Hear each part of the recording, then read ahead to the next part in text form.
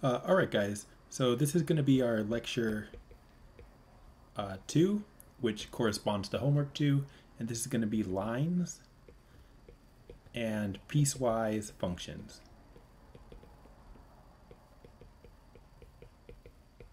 Okay, I'm going to try to keep this one quick because we still have another one to do today. Now, of course, you know the equation of a line, right? There's more than one way to write the equation of a line, but this is one way. Y equals mx plus b. Okay? And I'm going to stick with this form of the line just because it's going to be easiest for us. And you know that this right here, the m is the slope, and the b is the y-intercept. Right? And if you're going to draw a picture of what this line looks like, then what you've got is somewhere it intersects the y-axis, and that is actually at a y value of b, and then the line itself goes through that point, and it has a slope of m. And so I'm not going to really say that anywhere, but that's a straight line, right? And so what can we do with that?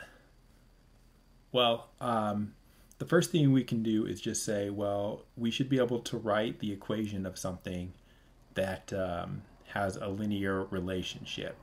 So you have a slope here, but that's also a rate.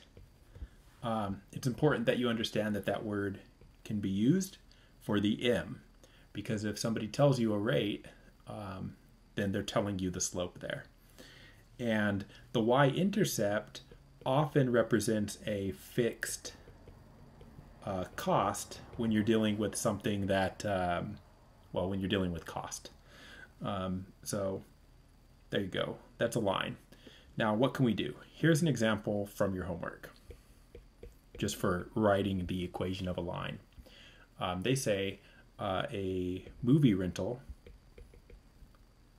company, as usual, can't write. Rental company charges a fixed $12 monthly fee per month and $6 per movie that you rent.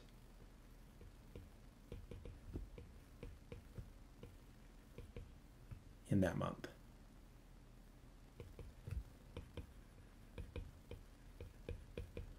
All right, so you pay 12 bucks up front, and then every time you rent a movie, you pay another $6. So if they say M is months and C is your total charge for the month. Wait, no, I said months. I don't want that. Movies. Rented. And C is going to be total charge or total cost for that month.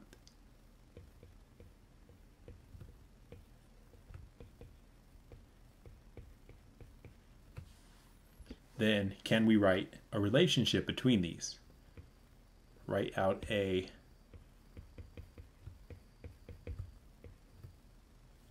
equation relating M and C. Okay, and so when you're doing this, you want to think about the charges, right? So this right here, this is a fixed fee or fixed charge that does not change depending on, you know, how many movies you make, or not make, how many movies you rent. You always pay $12 and then you pay $6 per movie. And so $6 per movie is a rate. Right? If you rent 5 movies, it's going to cost you $30. If you rent 2 movies, it's only going to cost you $12, right? So it depends on how many movies that you rent. So you got a fixed charge, and then you have a rate per movie. So when you go to write the equation here, right, a line normally looks like y equals mx plus b.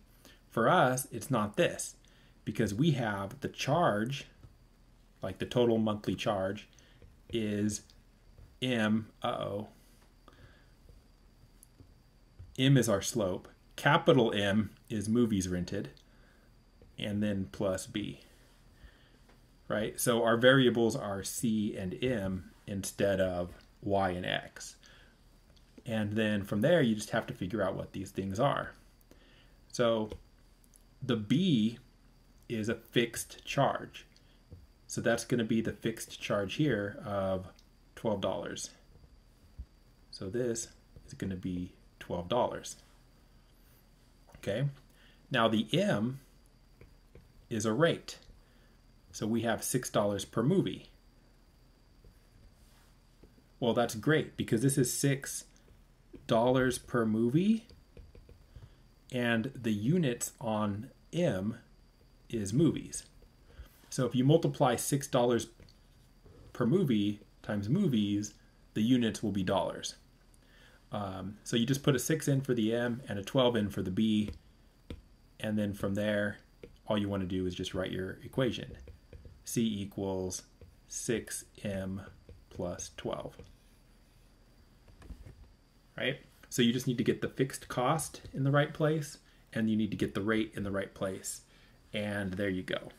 So it's not as hard as it seems, but you know, word problems always seem harder than they are at first.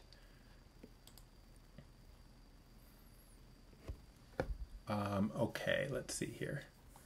Now we already talked a little bit about graphing lines. I'm going to graph one line and then we'll move on. So I'm just going to say graph.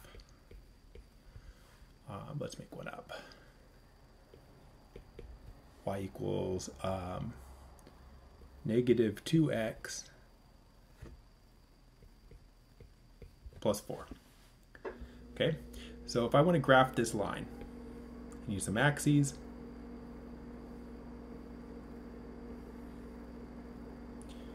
Let's label some points on here. 1, 2, 3, 4. 1, 2, 3, 4, 5. Okay, that's enough. So I've got a set of axes here, and we want to graph this. So all you need to do to graph a line, and I know you all know this already, but we'll do it anyway. You've got your B right here. That's the y-intercept. So you put that in the right place. Then you've got your slope, which is negative 2 in this case, and you have to work out what that means. Well, slope of negative 2 means rise over run equals minus 2 over 1. So the minus 2 for the rise means down 2, and the run of 1 means right 1. So down 2 over 1. So from here, from this point, you go down 2 over 1, and you get the next point on the graph. And then for another point, down 2 over 1, and you get another point. And so on. Connect the dots.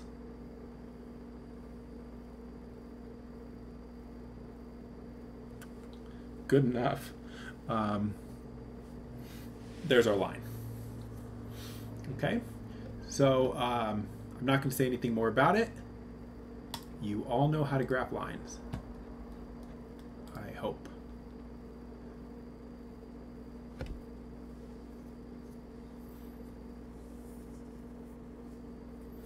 All right, now I think we can just move on and probably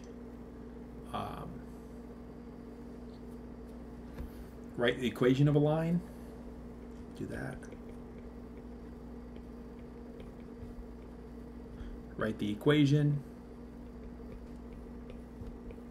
of a line that goes through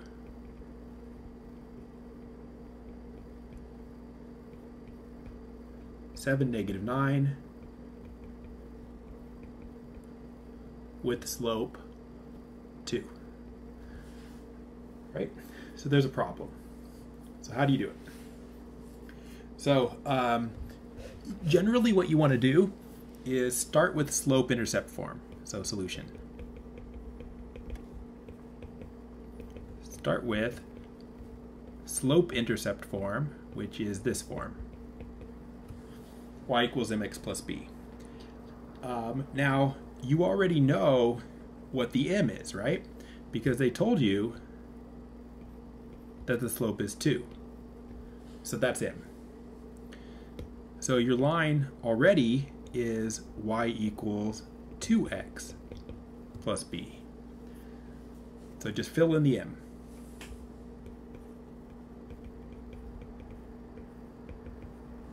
All right. Now, the other thing that we're missing is the b. So we need to figure out how to get the b. The way you do that is by filling in a y and an x, you should be able to calculate the b. Now, where are we going to get a y and an x from? Well, from right here. So you're going to plug in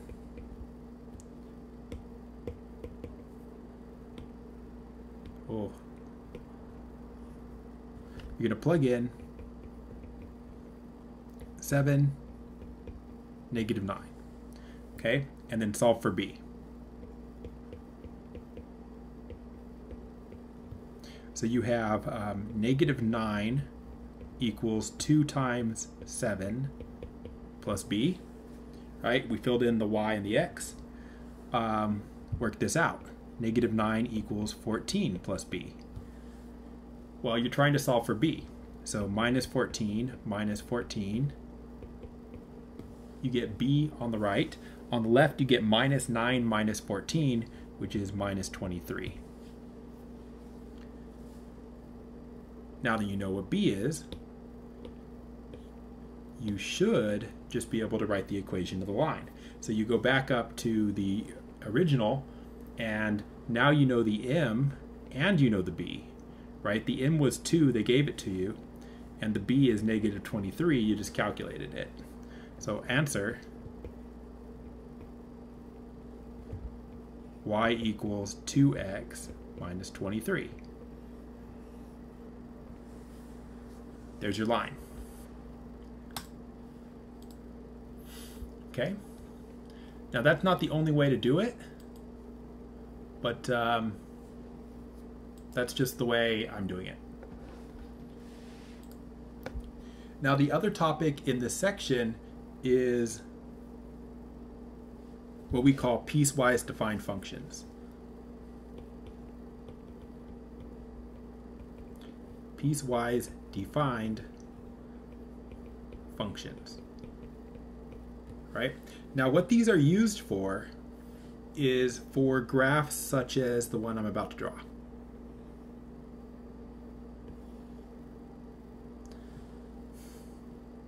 It's going to drive me crazy that that's not straight. Okay. So if I'm going to try to graph a function, I don't need to do a great job here plotting it. Not that I would ever do a great job plotting it, but I don't need to. So let's draw a graph, pick a color, let's go blue. Okay, so let's say that we've got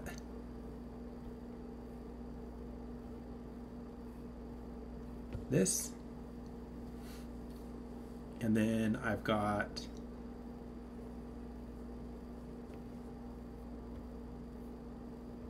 just let that go forever, and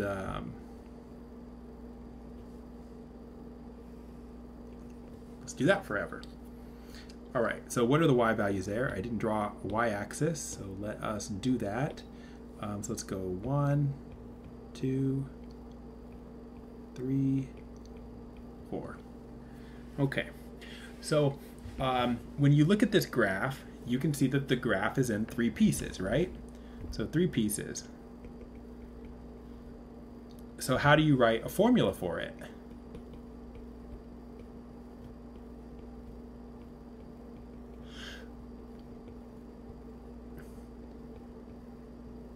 Not a formula.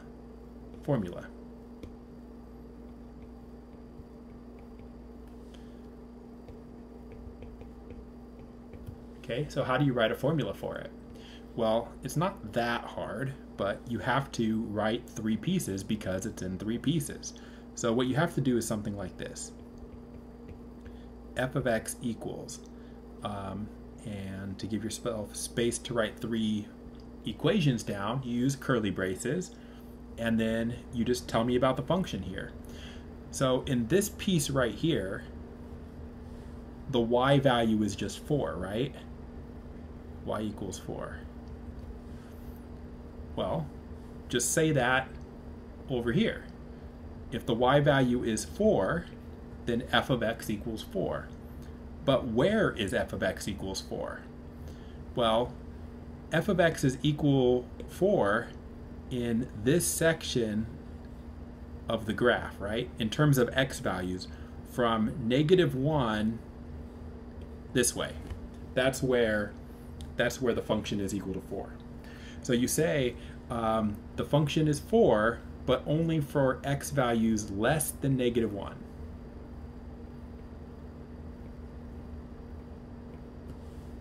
Like that.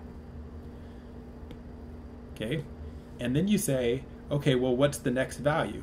Well, the next value that the function is equal to is the middle piece, and it looks like 2.5, right? That's y equals 2.5, halfway between 2 and 3. So that's 2.5. But where is it 2.5? What x values? From here to here, right?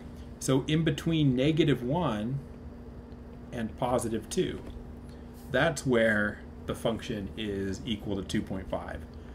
So you have to say that in your formula. You say it's 2.5, but only for x values that are bigger than or equal to -1 and less than 2. Okay? Then you've got your third piece of the graph. In your third piece of the graph, this is up at y equals 1, so 1. And where is it equal to 1? This section, right? From 2 all the way to the right. So from 2 on to the right. So that is x greater than or equal to 2. Okay? Now, the only other thing you really need to know about this is just the use of that versus that, right? Why do you use one or the other? So remember that this is like less than or equal, whereas this is just less than, right? So it's the or equal that's important. So you use the or equals if there is a solid dot on your graph. So like, what color haven't I used? Green, right? This one right here, well, I don't like that color. This one right here gets a less than, right? Because it's an empty circle. Empty means that the point is not on the graph. We don't want to include it, so we want to use this one, not this one, because you only use the equals when you want to include the point. So same thing here, like in this middle section, you've got a solid dot on the left, and an open circle on the right. And so if you look at the middle section here, the solid dot, so it has equals, and then on the right you have an open circle, so you have no equals there, right? So you use this symbol for solid dots on the graph, and you use this symbol for empty circles on the graph. And that's pretty much it. Now, the only thing is that they don't have to just be constants here, right? Like this graph has 3 horizontal pieces, but they're not all horizontal pieces. So like, let me draw a different one.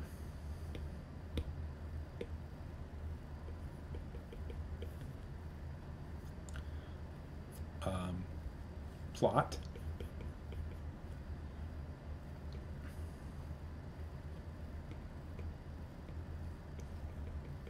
F of x equals, we'll just do 2 here.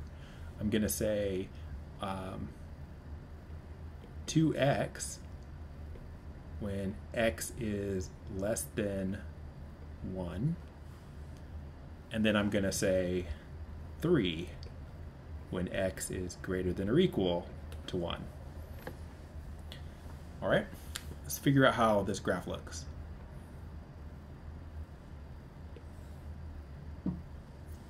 Okay, so how do we do it? Well, first of all, make sure you know where the cutoff is, right? So, of course, you can see that the cutoff point is at 1. So, right, like if this is 1, that's a special point. All right, now what do you do? So, this one, the second piece here, this is on the right side of x equals 1. How do I know it's the right side? Because it's x greater than 1. And on a number line, greater than 1 is on the right. This one is x less than 1, that's the left side. Okay, now the second one is the easier one, so let's just plot that first. So this right here just says the y value should be 3 when x is greater than 1. So if you go 1, 2, 3, like that, then the y value should just be 3 all the way on the right side of 1.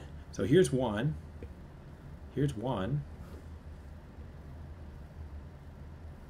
it just does that,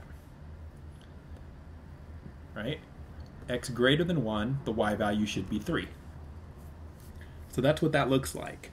Now, why do I know to use a solid dot? Well, again, it's right here. If you have the or equals, you use the solid dot. So that's why it's a solid dot, because this has the or equals right there. Now, the other one is y equals 2x. So just think about plotting y equals 2x. That's just a straight line, right? Slope 2, intercept 0. So what does that function look like? Well, I mean, you can just plug in a couple of numbers, right? Like, so plug in a 0 here to y equals 2x. Put in a 0, you get y equals 0. So that's right here. Plug in a 1, what do you get? You get 2. So if you plug a 1 into this equation, you're going to get 2, which is 1 comma 2. That's right here.